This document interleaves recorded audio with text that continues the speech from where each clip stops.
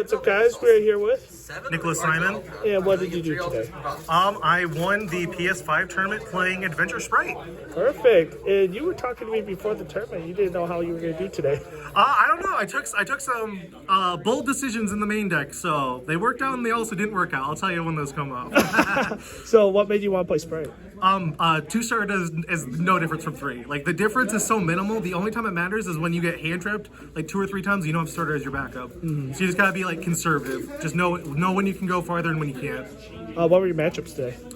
In round 1 it was Cash. Then we went and played. You played a lot of Cash today. I played a lot of Cash. I believe it was Cash, Dino, Cash, Gold Pride, Dragonlink for Swiss, then Top Cut.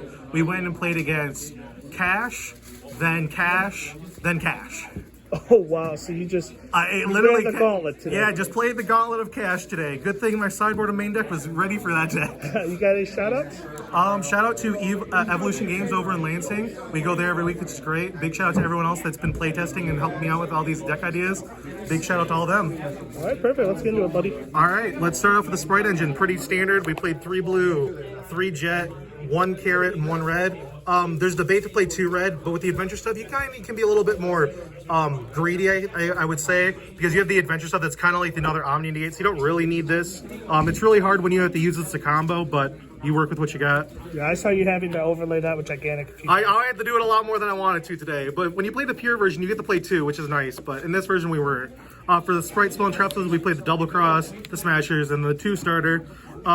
People that only want to play one of this, I get it, but they're so situational in different matchups. It's just good, and when they aren't good, you just side them out. So like going second against Cash, this card always comes out. We just leave this in because if you go second into Cash and you break their board and you end on something, this can just win you the game outright because they're low on cards.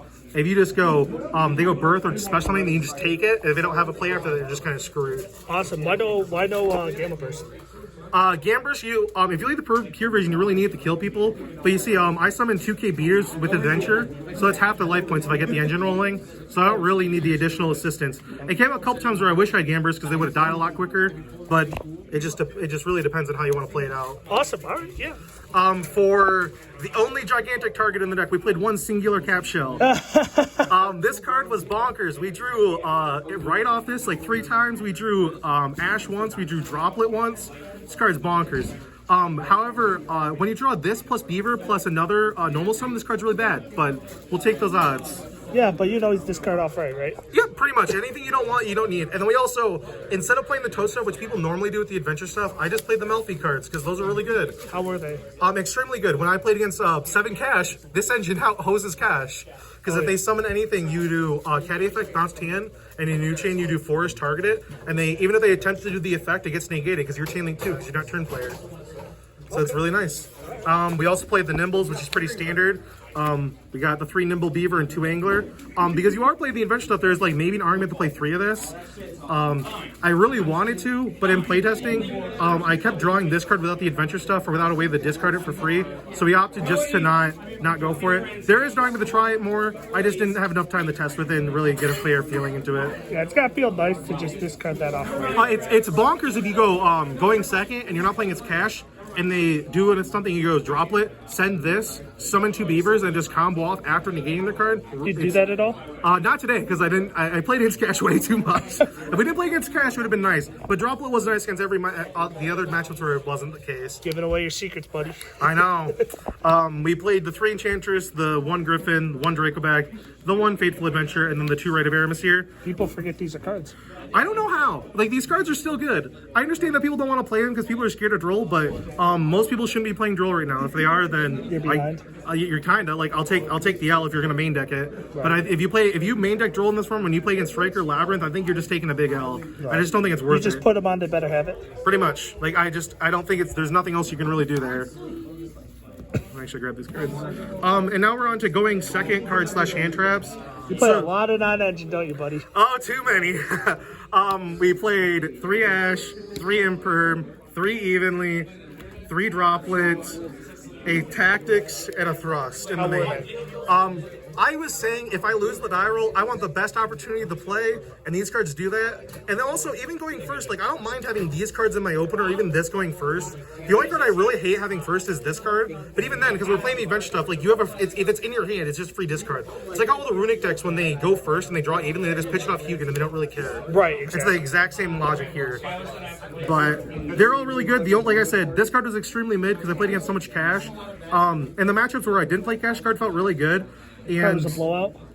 It kind of. It just depends because I didn't go like mega deep with droplet. A lot of times I just did droplet for one, and that's usually enough because it's just a glorified imperm. Get something out of your hand, or if they try to negate something, like if I go activate right, they go negate it, and I just chain droplet, send the right, and I just get the free value there. We did that a lot.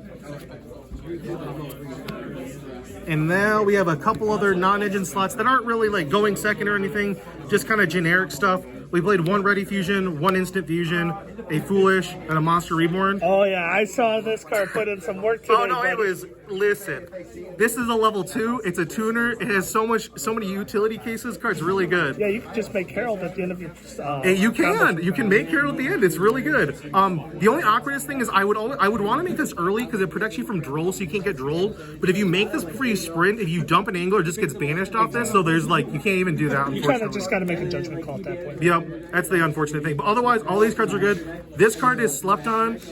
I know it's a one of, but it's like, you know, it's like you don't feel like you're gonna see it. When you see it, it's really good. You also, because again, we're playing it in the main deck. We can thrust it. We can thrust it. It's a normal spell card, so Yeah. I can just go, okay. You have an Xyz Engraver. Okay, thrust for Monster Born, steal it, beat in, Zeus your board. Right. But that's always an option. And then you play with Sprite stuff after the fact, which is super easy. It's so slept on, even you forgot to put it on your deck. I know, it's crazy. TBU did not want to cooperate with me. It's insane. All right, so for extra deck, we played the one Elvain because we were playing the targets for it. Because we're playing the Melfi stuff, we played the two Synchros, Mary Melfleys and Herald the Arclight. I don't know why, but I see a lot of people do this more often. This card is really good. That's a compulse, right? Yeah, it just compulses the monster. It's super good because against cash, if they go normal something or they special something and you caddy it, the only thing they can do in most cases is summon Rise. If they summon Rise, you just go, okay, make this, bounce Rise back to your hand. Like, now you have no play unless you have Theosis or Birth in your hand. Right. So, those are really good. And then that's it for those two extra deck types. For links, we played the pretty standard stuff. We played the double sprint. Did you lose a match, Nick? No, I did not. We went undefeated today. It was very good. Double sprint, even with cash being lower power, I've resolved sprint multiple times because we played the two anglers. So if you only use one turn one, and then turn two, you can dump the other one and summon another beaver. Or if with this version of the deck, you get a lot of extra bodies. Sometimes you can just summon one beaver instead of the two like normal, which is people won't think to do that. But then your turn 3 or 4, you just do this again and summon two then, and then kill them. Then we also played the Nightmare Phoenix and Cerberus. These cards are bonkers. People need to play these. If you're playing Sprite, these cards are mandatory. I do not understand why you would not play these. How often do they come up? More often than people want to think about it. When people are playing the deck regularly, they don't really think about it because what's beautiful about these cards is like people get really mad when they draw Angler and stuff like that. But these cards are the things that make Angler good in your hand. Because then you just go, okay, like I played against somebody, I had like 2 back row. Okay, I was like, make Phoenix, pitch a card, pop their thing, summon 2 beavers, make Gigantic, and just keep playing from there. Oh, yeah. Yeah, it's kind of bonkers. It's also just really good because if you have like engine in hand and a way to kind of play, these are just really good bait targets because a lot of decks that use links summon a thing that points to your board, so you can just summon it underneath there, draw a card, and pop something. It's super good. Apply a lot of pressure. Yep, they just do a lot. And then for the last link was Dark. This card sucks. Should have been a Mannequin Cat. Okay. But it's all right. Live and you learn. Yeah, pretty much. We're playing 2 Gigantic. There's an argument to play 3, but we're just playing 2 today. I think with the adventure stuff, you don't really need the third one for the follow-up play. You have all the adventure stuff that's a really good grind engine, so you don't think you really need it. We're playing our Zeus package of Zeus, Downard, Mosquito. This could be Skykev if you want better branded matchups, but that's all dependent on, like, you're scared for branded. I'm really bad about Mosquito. I could have won like 3 games with Mosquito. I just never do it. I just feel it's so like I don't want to say risky, but you're going all in because if you do this play and it gets stopped, you put all your eggs in this basket, and if it gets stopped, you don't kill them. Their board's not clear, and you have to you end on with like just this on your board. And then for the last 2 cards in the extra deck, we're just playing we're playing the Melfi card because you have to, and we played Soul Sweeper. This card is game winning because they only have 1 monster on the board, and because we played adventure stuff. This plus adventure is 1100 off lethal, and blue's 11. So if you can make this, put a blue on the board, and they're just dead. Why no Gym Buster? I don't think it comes up. It comes up like in the niche hands where you had a lot of engine, and like I get it, but at the same time, like Gin Buster is just, to me, just extremely fine. It just doesn't do it enough. It just negates the effect, doesn't remove the card. They get burned for 5. It's fine. I wouldn't say you can't play it. I just don't like it in this version because I just don't think you need it. Then for the sideboard, we played the other 2 copies of Thrust. So when we're going 7, we can put those in. More Thrust targets being Lightning Storm and Harpies. We respect backrow decks because they're still a thing. You got one more cool Harpies card, don't you? I do. Granted, I didn't get to use it today, sadly, but the theory is really cool for the deck. Because we play 3 Thrust. We're playing Harpies Featherstorm. Have you resolved it at all in testing? Yes, I have. In testing, it's come up, and it's really good when you get to do it. But today, every time I drew Thrust with a hand and I got hand trapped, I didn't have the adventure card, so I couldn't do it. Okay. But it's unfortunate. But in theory, when you get to, it's really good. You can make the argument that you want to play this and like 3 of this with Trap Trick. I just don't want to commit all that space because I really like the Thrust because we're playing all the like good targets of the deck for it. So I just didn't want to do it. Other generic cards we're playing 3 Droll because we still respect decks that want to like play into Droll like us. We want to respect those decks. We also want to respect decks like Super Heavy, even though they're not as good, but if you draw them, you still win the game. And then we also played 3 Bestials. I had to make concessions in the sideboard somewhere, and this had to be the one that got cut down. I was on 3 Magnamute, 1 Druis, but I couldn't. There was nothing else to cut, so we cut a Magnamute. It was fine. I saw it in the Dragon Link matchup where it mattered, so it was all right.